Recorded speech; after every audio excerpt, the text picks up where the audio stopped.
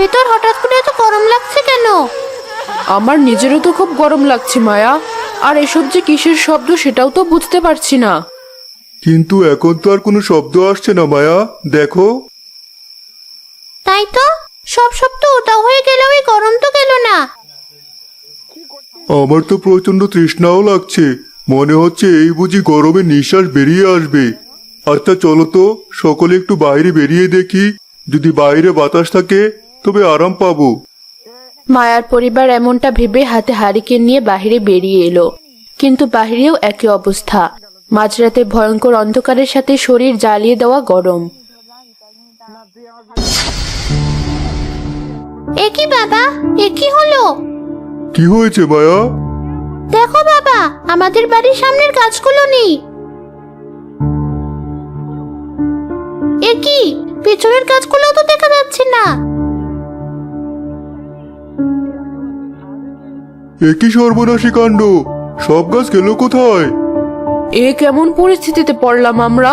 আমাদের এত সব ফলের গাছ কিছুই নেই। চলো তো দেখি, আমাদের এই অবস্থা নাকি বাকিদেরও। মায়ার পরিবার এগিয়ে চলল। পুরো রূপপুর গ্রামের সকলে প্রতিদিনের মতো নিশ্চিন্তে ঘুমাচ্ছিল, কিন্তু হুট করেই একে একে সকলের ঘুম ভেঙে গেল প্রচন্ড গরমে ও প্রচুর তৃষ্ণায়।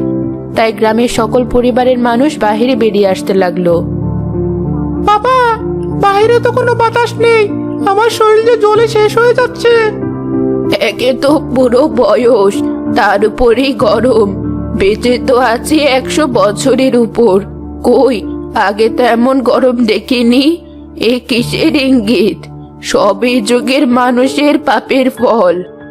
আহা মা, এসব কি কথা? এসব না বলে হাত পাকা দিয়ে বাতাস করো বসে বসে। ওই দেখো বাবা, হারিকেন হাতে করে মায়া আপু, কাকা কাকি সকলে এদিকে আসছে। তাই তো, চল তো এগিয়ে দেখি। মায়া আপু, তোমাদেরকে আমাদের মতো প্রচুর গরম লাগছে? হ্যাঁ দেখ সোহাগ, আমরা ঘেমে অস্থির হয়ে যাচ্ছি। তার উপর কি অবাক কাণ্ড, আমাদের বাড়ির সব গাছ উধাও হয়ে গেছে। মায়ার কথা শুনে সোহাগ ও তার পরিবার চারপাশে তাকিয়ে দেখে তাদের বাড়ির আশেপাশেও কোনো গাছ নেই। আরে, আমাদের গাছগুলো তো নেই, এ কি অবাক কাণ্ড! এভাবে গ্রামের সকল পরিবার নিজেদের বাড়ির অদ্ভুত পরিস্থিতি দেখে ভীষণ চিন্তিত হয়ে পড়ল।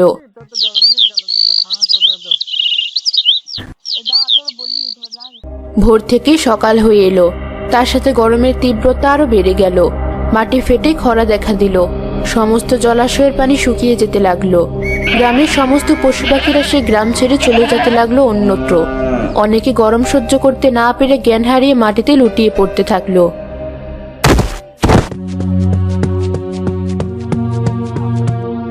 এ কি বাবা, কি হলো তোমার? মায়া, পানি আন মা, তোর বাবার চোখে মুখে পানি ছিটাতে হবে। মায়া দৌড়ে নলকূপের কাছে গিয়ে চাপ দেয় পানির জন্য, কিন্তু পানি আর বের হয়ে আসে না।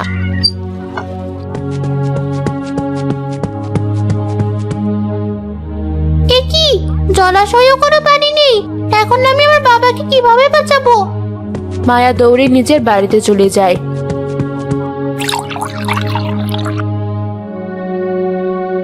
মা, পানি এনেছি। ভালো করে পানি ছেটা মায়া, তোর বাবার চোখে মুখে পানি ছেটা। উপরওয়ালা, আমাদের এই কঠিন দুর্যোগ থেকে বাঁচাও।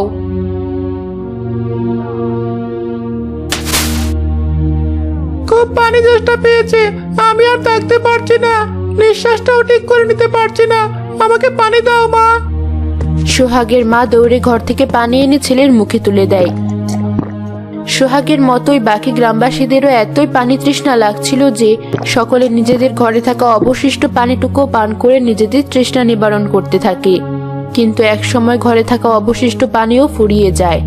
পানি, পানি, গলা শুকিয়ে কাঠ হয়ে গেল। নাতি, একটু পানি দে। দাদু, আমি তোমাকে কি করে পানি দিব বলো তো? কোথাও যে পানি অবশিষ্ট নেই। অসুস্থ বৃদ্ধ পানির পিপাসায় কষ্ট পেয়ে মারা যায়। চারদিকে কান্নার শোরগোল পড়ে যায়। যারা এই তীব্র দাবদাহ সহ্য করতে পারছিল না, তারা একে একে মৃত্যুবরণ করতে থাকে। রূপপুর গ্রামের মানুষের কান্নায় আকাশ, ঘরবাড়ি সব যেন কেঁপে উঠছিল। আমাদের বাঁচাও উপরওয়ালা, আমাদের এই কষ্ট থেকে বাঁচাও। ওদিকে মায়ার অজ্ঞান অবস্থায় থাকা বাবাও নিজের শেষ নিঃশ্বাস ত্যাগ করলো। মায়া, তোর বাবার নিঃশ্বাস যে পড়ছে না। কি বলছো মা? বাবার কিছু হতেই পারে না। মায়া দেখে সত্যি ওর বাবার আর নিঃশ্বাস পড়ছে না। মায়ার বাবাকে জড়িয়ে ধরে কাঁদতে থাকলো। তুমি আমাদের ছেড়ে চলে যেতে পারো না বাবা, তোমার কোনো কিছু হবে না।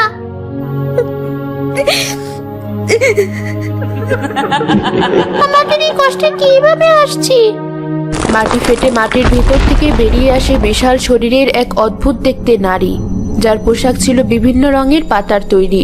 পুরো শরীর জুড়ে ছিল বিভিন্ন ডালের গহনা, আর মাথা ভর্তি ছিল ফুলের গাছ। ঠোঁট চোখ ছিল সবুজ রঙের। কি তুমি আমাদের কষ্টে কেন এভাবে হাসছো? জানো না অন্যের কষ্টে হাসতে নেই? তুমি কি ছোটবেলায় বড়নি? আমি হলাম প্রকৃতি রানী। আমি চেয়েছি বলেই তোদের আজ এই হাল।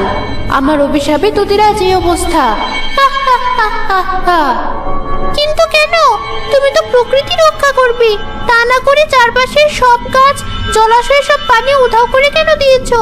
আর কেনই বা আমাদের এত কষ্ট দিচ্ছ? আমরা তো কোনো অপরাধ করিনি। অপরাধ করিসনি মানে?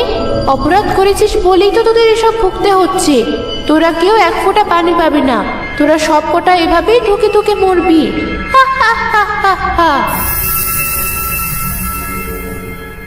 এ কি? কোথায় গেল প্রকৃতি রানী?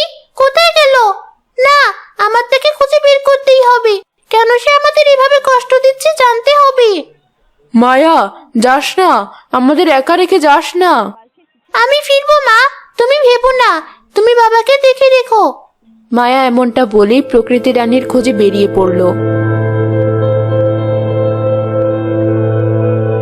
এতটা পথ চলে এলাম, কোথাও তো প্রকৃতি রানীকে পেলাম না। এদিকে তো বিশাল বড় বন ছিল, সে বনও তো দেখছি না। এর মানে এই গ্রামের কোথাও আর কোনো গাছ নেই, কিচ্ছু নেই। না, আমাকে প্রকৃতি রানীর সাথে কথা বলতেই হবে। প্রকৃতি রানী, প্রকৃতি রানী, কোথায় তুমি? দয়া করে এতটা নিষ্ঠুর হবে না, দয়া করে দেখা দাও, একটু দয়া করো। তোমার সাথে যে আমার অনেক কথা আছে। মায়ার চিৎকারে বিরক্ত হয়ে পাতাল থেকে উঠে আসে প্রকৃতি রানী। এই মেয়ে, এভাবে কেন আমাকে ডাকছিস? কেন জ্বালাচ্ছিস? তুমি দয়া করে আমাকে বলো, কেন এর শাস্তি আমরা পাচ্ছি? আমাদের কি দোষ? দেখো, দোষীরা শাস্তি পাওয়ার পূর্বে তাদের তো জানা উচিত তাদের কি অপরাধ, কোন অপরাধে তারা শাস্তি পাচ্ছে। বেশ, আমি তোকে বলছি। বেশ কিছুদিন আগের কথা। রূপপুর গ্রামের মধ্যমণি বিশাল আকার এক গাছ। শত শত বছর পুরনো এই গাছ কখনো কেউ কাটেনি। এই গাছ ছিল শত শত পাখির আবাসস্থল। এই গাছের ভিতরেই থাকতো প্রকৃতি রানী। কিন্তু একদিন গ্রামের কিছু লোক শহর থেকে কিছু লোকজনকে নিয়ে আসে। এই লোকেদের ভিতর মায়ের বাবা সালামও ছিল। দেখুন ভাই, আমাদের গ্রামের সকলের কাছে এই স্থান অনেক আছে। এখানে বড় করে মার্কেট বানালে সকলের সুবিধা হবে। কিন্তু এখানে তো এই বিশাল গাছ আছে, এছাড়াও আশেপাশে ছোটখাটো অনেক গাছ আছে। এমনিতেও এই শত শত বছরের পুরনো গাছ নিজের ডালপালা ছড়িয়ে অনেক জায়গা নষ্ট করছে। এই গাছ কেটে ফেলাই ভালো। আপনারা এই গাছ কেটে কাজ শুরু করুন। ঠিক আছে, আপনারা যা বলছেন তাই হবে। এমনিতেও এই গ্রামে অনেক গাছ আছে, কিছু গাছ কেটে ফেললে এমন কিছু আসবে যাবে না।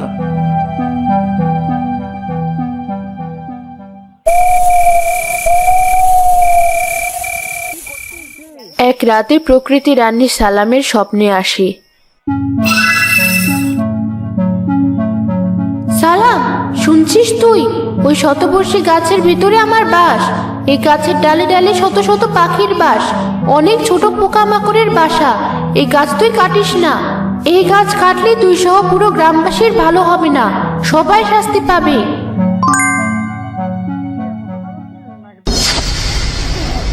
এ কি অদ্ভুত স্বপ্ন দেখলাম আমি। এও কি ঘটতে পারে? প্রকৃতি রানী গাছের ভেতর থাকবে?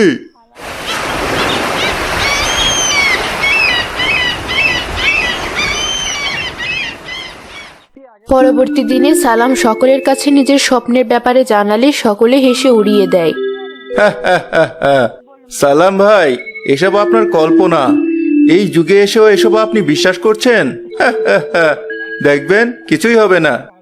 সেটাই তো, এসব গাছ গাছ করেই এতকাল আমাদের গ্রাম আর আমরা আধুনিক করতে পারিনি। কিন্তু এখন আমরা উদ্যোগ যেহেতু নিয়েছি আর থেমে যাব না। সেই শতবর্ষী বিশাল আকারের গাছ সহ আশেপাশে থাকা আরো বেশ কিছু গাছ কেটে ফেলা হয়। এতে করে অনেক ছোট পোকামাকড় মারা যায়। পাখির ছোট ছোট বাচ্চারা ভাঙা গাছের ডালের চাপে পড়ে মারা যায়। মা পাখি আর বাবা পাখি সন্তান হারানোর কষ্ট বুকে নিয়ে কাঁদতে কাঁদতে গ্রাম ছেড়ে চলে যায়। আমার সন্তানদের এভাবে কষ্ট দিলি তোরা? তোরা পৃথিবীর সর্বশ্রেষ্ঠ জীব হয়েও অন্য জীবীদের প্রতি রহম দেখাতে পারলি না। যে গাছে আমার বাস ছিল সে গাছ পর্যন্ত কেটে ফেললি।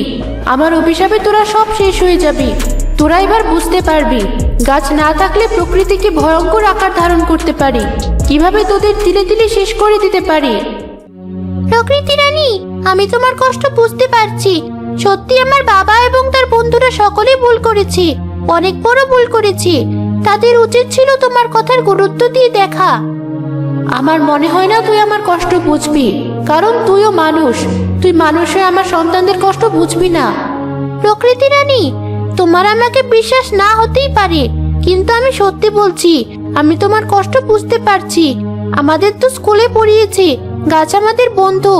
গাছ আমাদের অক্সিজেন, ফুল, ফল, বাতাস, ছায়া, কাঠ, কত কিছু দেয়। তারপরেও তোরা মানুষরা গাছ ধ্বংস করছিস, তাই তোদের পুরোপুরি গাছ ছাড়া করে দিয়েছি আমি। দয়া করে আমাদের একটা সুযোগ দাও, আমাদের একবার নিজেদের সংশোধন করার সুযোগ দাও। এভাবে পুরো গ্রাম শেষ হতে পারে না। গ্রামের শত মানুষ এতক্ষণে মৃত্যুবরণ করেছে অক্সিজেনের অভাবে। মায়া প্রকৃতি রানীর সামনে কাঁদতে লাগলো। মায়ার এই আকুতি দেখে প্রকৃতি রানীর মায়া হলো। তোদের এই গ্রামে শত শত পরিবার আছে, তাই না? বেশ, আমি তোদের সবকিছু ফিরে পাওয়ার একটা সুযোগ দিচ্ছি। বলো প্রকৃতি রানী, বলো কি করতে হবে। আমি প্রকৃতি পূর্বের মতো করে দিচ্ছি, তবে শর্ত রয়েছে। আজ থেকে প্রত্যেক পরিবারকে প্রতিদিন অন্তত একটি করে গাছ রোপণ করতে হবে এবং সে গাছের পরিচর্যা করতে হবে। এছাড়াও মানুষেরা যদি নিজেদের প্রয়োজনে কোনো গাছ কেটে ফেলে, তার পরিবর্তে তাকে অন্তত 5টি গাছ রোপণ করতে হবে। প্রত্যেক পরিবারকে অবশ্যই এই নিয়ম পালন করতে হবে। যতদিন পর্যন্ত আমার দেওয়া এই নিয়ম এই গ্রামের প্রত্যেক পরিবার পালন করবে, ততদিন পর্যন্ত এই গ্রামের পরিবেশ ঠিক থাকবে। কিন্তু কিন্তু কিন্তু যদি কোনোদিন কোনো পরিবার একদিন গাছ রোপণ করা বাদ দেয়, সেদিনই গ্রামে নেমে আসবে আরো ভয়ঙ্কর শাস্তি, যে শাস্তির কথা তোরা কল্পনাও করতে পারবি না। ঠিক আছে প্রকৃতি রানী, কিন্তু আমি আপনার এই শর্ত পুরো গ্রামের সকল পরিবারের কাছে কিভাবে পৌঁছে দেব? আজ থেকে যে আপনার শর্ত পালন করতে হবে, সে ব্যবস্থা আমি করছি।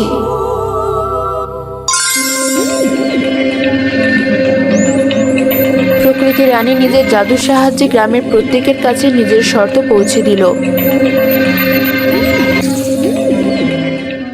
তারপর সে গ্রামের পরিবেশ পুনরায় আগের মতো করে দিল।